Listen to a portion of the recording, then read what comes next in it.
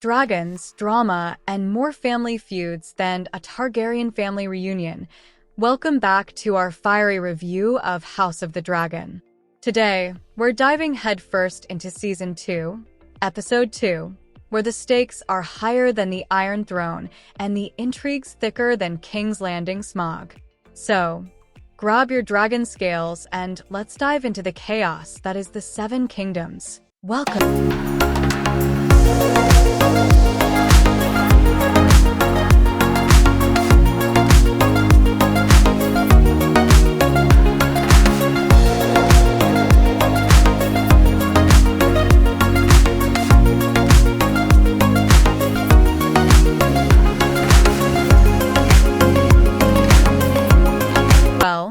Episode 2 did not disappoint, as it picked up immediately after the events of what had happened to Prince Jaehaerys.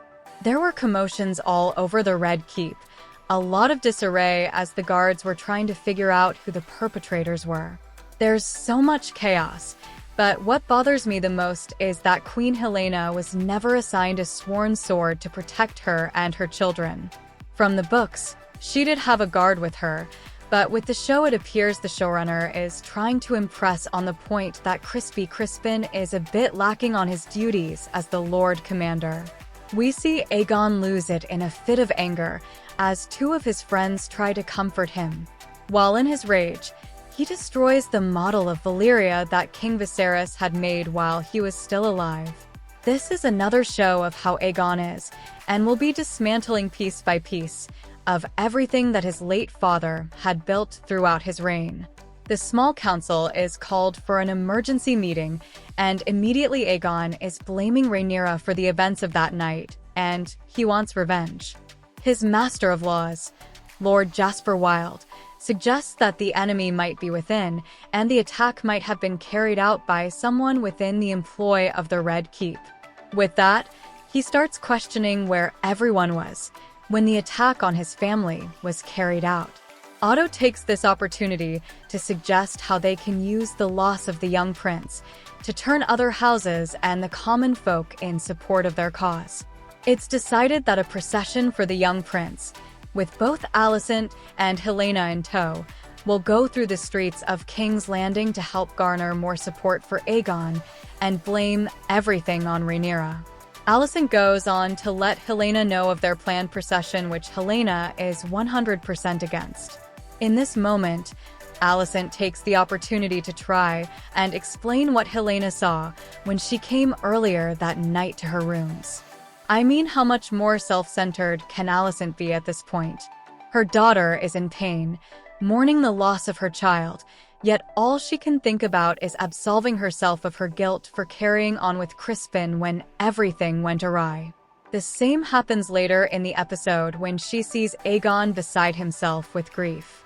She does not even embrace him, just to let him know he's not alone. She turns around and walks out as if none of that has anything to do with her. A clear contrast to Rhaenyra's reaction when she heard Jace's voice crack from grief of losing his brother.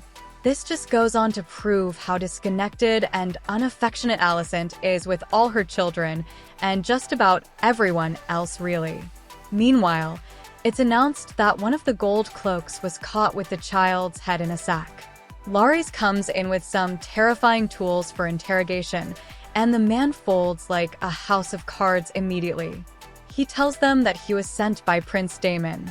With that, he had clearly lost his usefulness, and at that point, we knew Aegon was going to start on his revenge with the soldier. Outside the Red Keep walls, they do go through with the funeral procession, and while on it, a will-off Prince Jaehaerys' cart gets stuck in a pothole.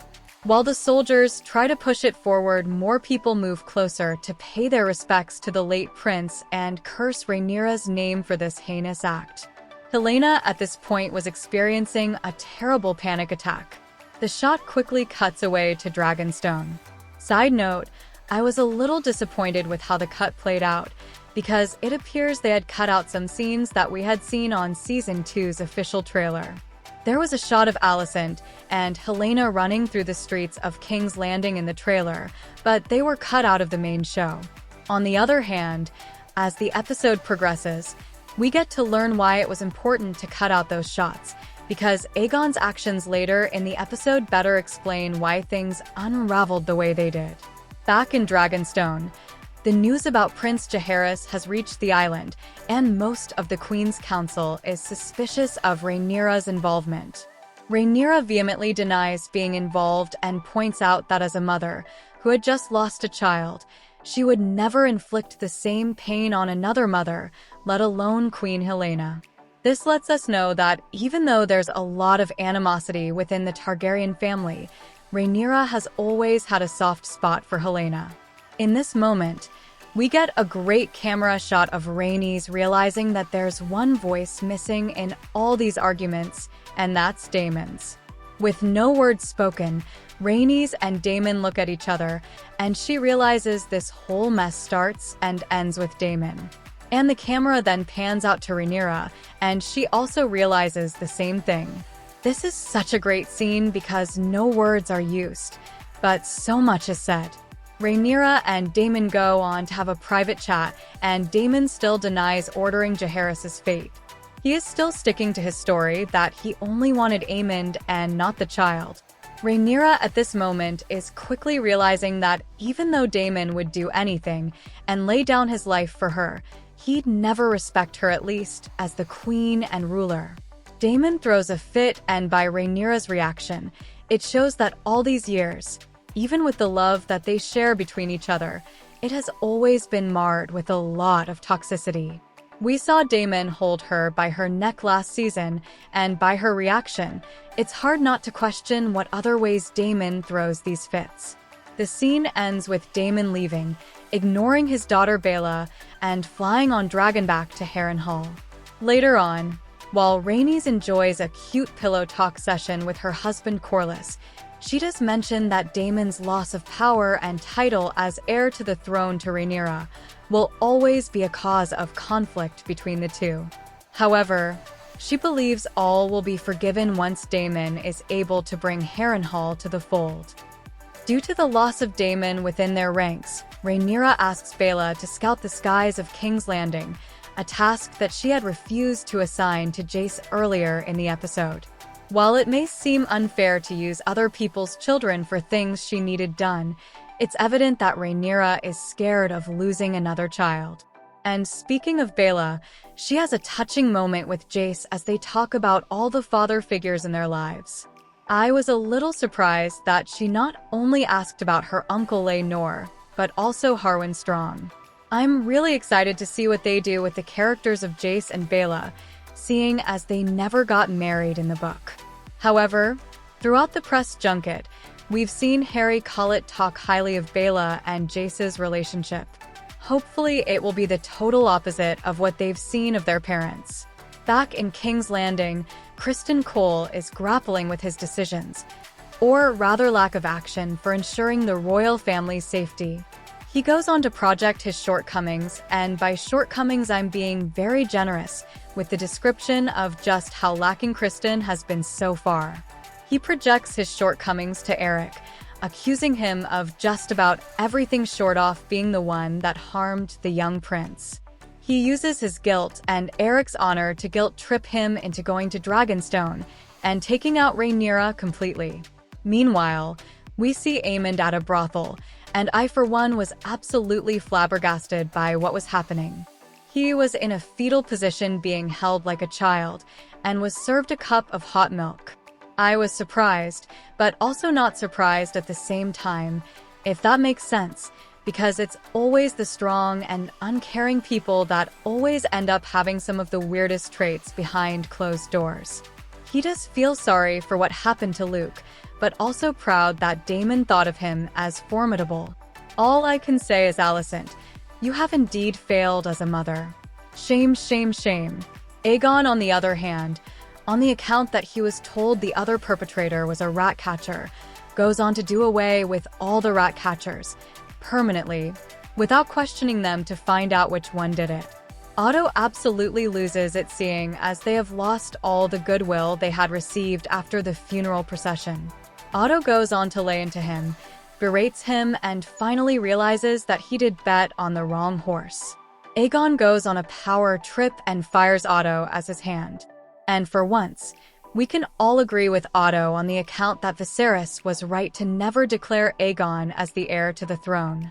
And would you look at that, Crispy Crispin is now the hand to the king. What a mess. Back in Dragonstone, Rhaenyra decides to honor Daemon's word to Lady Miseria and offers her freedom and means to leave to her destination of choosing.